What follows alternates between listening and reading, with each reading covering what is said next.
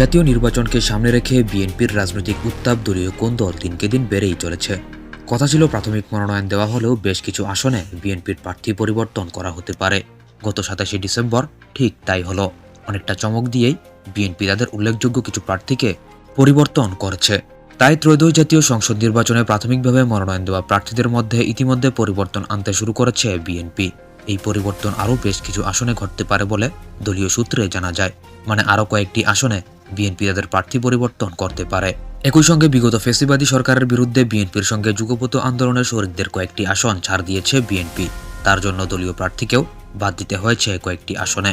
আজকের ভিডিওতে জানাবো চূড়ান্ত প্রার্থী তালিকায় থাকা কোন প্রার্থীর মনোনয়ন বাতিল করেছে বিএনপি এবং কোন কোন আসনে প্রার্থীদের মনোনয়ন পরিবর্তন করে অন্য প্রার্থীকে দেয়া হয়েছে মনোনয়ন। দর্শক, আপনি কোন আসন থেকে ভিডিওটি দেখছেন, আপনার মতামতটি অবশ্যই জানাবেন। প্রথমেই আসা যাক ঢাকা 12 আসনে। ঢাকা 12 আসনটি ঢাকা শহরের ঢাকা উত্তর সিটি কর্পোরেশনের 24, 25, 26, 27, 35 ও 36 নং ওয়ার্ড নিয়ে গঠিত। এই আসনে আসন সমঝোতার মাধ্যমে বিপ্লবী ওয়ার্কার্স পার্টি সাধারণ সম্পাদক সাইফুল হককে ছেড়ে দিয়েছে বিএনপি। আসনটিতে বিএনপির প্রার্থী হিসেবে মনোনয়ন দেওয়া হয়েছিল যুবদলের সাবেক সভাপতি সাইফুল আলম নীরবকে। তাকে বাদ দিয়ে বামপন্থী এই দলের প্রধানকে এবার এই আসনে মনোনয়ন চূড়ান্ত করা হয়েছে। এই আসনে মনোনয়ন পাওয়ার জন্য বেশ আগে থেকেই তৎপর ছিলেন বিপ্লবী ওয়ার্কার্স পার্টির সাইফুল হক। তবে এই আসনে তাকে মনোনয়ন দেওয়ায় ঢাকা 12 আসনের তৃণমূলে দেখা দিয়েছে চরম অসন্তোষ। সাইফুল আলম নীরব এই আসনে দ্বিতীয় দফায় মনোনয়ন পেয়েছিলেন, তাই আবারও তাকে পরিবর্তন করায় বিএনপি নেতাকর্মীরা বেশ নাখুশ হন এই আসনটিতে। পিরোজপুর 1 আসন। পিরোজপুর 1 আসনটি পিরোজপুর সদর উপজেলা ও জিয়ানগর উপজেলা নিয়ে গঠিত। এই আসনের চূড়ান্ত মনোনয়ন পেলেন বিএনপির কেন্দ্রীয় কার্যনির্বাহী কমিটির সদস্য, পিরোজপুর জেলা বিএনপির সাবেক আহ্বায়ক অধ্যক্ষ আলমগীর হোসেন। শনিবার 27শে ডিসেম্বর বিএনপির কেন্দ্রীয় কমিটির মহাসচিব মির্জা ফখরুল ইসলাম আলমগীর সই করা মনোনয়নপত্র দেওয়া হয়। এর আগে পিরোজপুর 1 আসনে বিএনপি জোটভুক্ত জাতীয় পার্টির কাজী জাফর চেয়ারম্যান সাবেক মন্ত্রী মুস্তফা জামাল হায়দারকে মনোনয়ন দেওয়া হয়েছিল। হঠাৎ করে আবার তার মনোনয়ন বাতিল করা হয়। উল্লেখ্য, মুস্তফা জামাল হায়দার জাতীয় পার্টি ছেড়ে বিএনপিতে যোগ দিয়েছিলেন মনোনয়নের জন্য।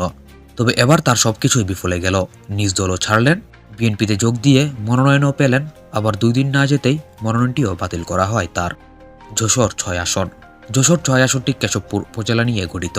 এই আসনে বিএনপির মনোনয়ন পেয়েছিলেন বিএনপির কেন্দ্রীয় কমিটির নির্বাহী কমিটির সদস্য, ছাত্রদলের সাবেক কেন্দ্রীয় সভাপতি কাজী রনুকুল ইসলাম শ্রাবণ। কিন্তু অনেকটা চমক দিয়েই তার প্রার্থিতা বাতিল করা হয়। তাকে পরিবর্তন করে দলের কেন্দ্রীয় সদস্য ও উপজেলা কমিটির সভাপতি আবুল হোসেন আজাদকে মনোনয়ন দিয়েছে বিএনপি। কাজী রনুকুল ইসলাম শ্রাবণের মনোনয়ন বাতিলের খবরে অনেকেই আকাশ থেকে পড়েছেন, কারণ তার মতো জনপ্রিয় ও ত্যাগী নেতার মনোনয়ন কিভাবে বিএনপি বাদ করলো তার জন্য জনমনে তীব্র ক্ষোভ ও হতাশার দেখা মিলেছে। দর্শক, কাজী রনুকুল ইসলাম শ্রাবণের মনোনয়ন বাতিলকে আপনি কিভাবে দেখছেন অবশ্যই কমেন্ট করে জানাবেন। যশোর 5 আসন। যশোর 5 আসনটি মনিরামপুর উপজেলা নিয়ে গঠিত। এই আসনে প্রাথমিকভাবে দলীয় মনোনয়ন পান দলের উপজেলা কমিটির সভাপতি অ্যাডভোকেট শহীদ ইকবাল হোসেন। পরে আসনটিতে জোট শরিক জমিয়তে উলামায়ে ইসলামের একাংশের সিনিয়র যুগ্ম মহাসচিব মুফতি রশিদ বিন ওয়াক্কাসকে মনোনয়নপত্র দেওয়া হয়। তবে এই আসনটি পরিবর্তন করা হবে তা আগে থেকেই জানা ছিল। যশোর 4 আসন। যশোর 4 আসনটি বাঘারপাড়া অভয়নগর উপজেলা ও বাসন্দিয়া ইউনিয়ন নিয়ে গঠিত। এই আসনে বিএনপির প্রাথমিক মনোনয়ন পেয়েছিলেন বিএনপির কেন্দ্রীয় কমিটির সহপ্রযুক্তি বিষয়ক সম্পাদক ইঞ্জিনিয়ার টি.এস. আইয়ুব। তবে তার প্রার্থিতা বাতিল করে সেখানে নতুন মনোনয়ন পেয়েছেন অভয়নগর উপজেলা বিএনপির সভাপতি মতিয়ার রহমান ফরাজি। যশোর 1 আসন।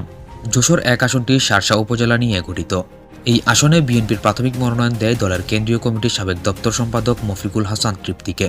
তবে গত 27শে ডিসেম্বর তার প্রার্থিতা পরিবর্তন করে সেখানে নতুন মনোনয়ন দেওয়া হয়েছে শার্শা উপজেলা বিএনপি সাধারণ সম্পাদক নুরুজ্জামান লিটনকে। চট্টগ্রাম 10 আসন। চট্টগ্রাম 10 আসনটি হালিশহর থানা, পাঁচলাইশ থানা ও পাহাড়তলী থানা নিয়ে গঠিত। চট্টগ্রাম 10 আসনে মনোনয়ন পেয়েছিলেন বিএনপির স্থায়ী কমিটির সদস্য আমির খসরু মাহমুদ চৌধুরী। তবে সেই আসনটি থেকে তাকে সরিয়ে চট্টগ্রাম 11 আসনে প্রার্থী করা হয়েছে। গত 3রা নভেম্বর প্রাথমিক মনোনয়ন ঘোষণা করার সময় চট্টগ্রাম 11 আসনটি ফাঁকা রেখেছিল বিএনপি।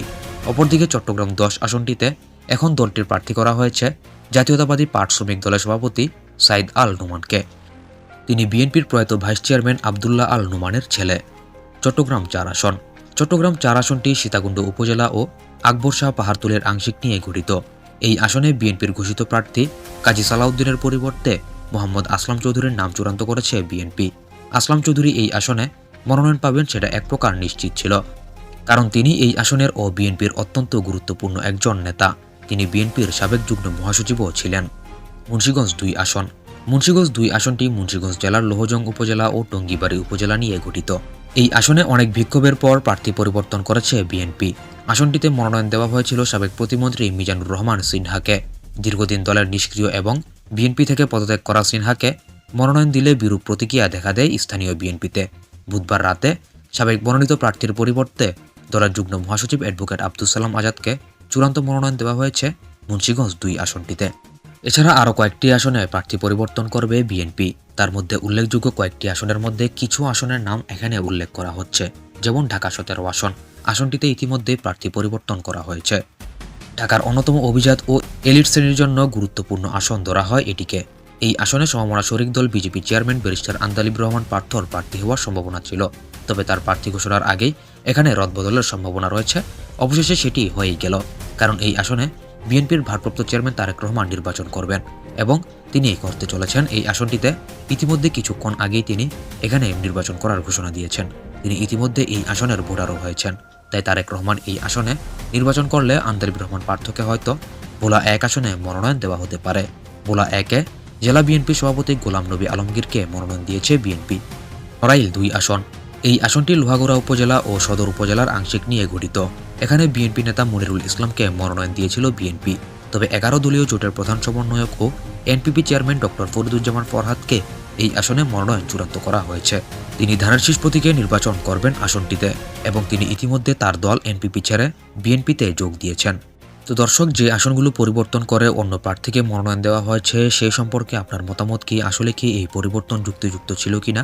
আপনার মতামতটি অবশ্যই জানিয়ে দিবেন এই ভিডিওর কমেন্ট বক্সে।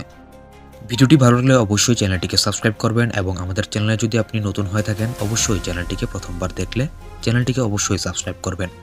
এবং একটি জিনিস খেয়াল করেছি, আমাদের চ্যানেলের অনেক দর্শকই কিন্তু আমাদের ভিডিওগুলো দেখে থাকেন তবে চ্যানেলটিকে সাবস্ক্রাইব করেন না। আপনারা অবশ্যই আমাদের চ্যানেলটিকে সাবস্ক্রাইব করবেন এবং ভিডিওটিতে একটি লাইক করবেন, পাশাপাশি একটি কমেন্ট তো অবশ্যই করবেন।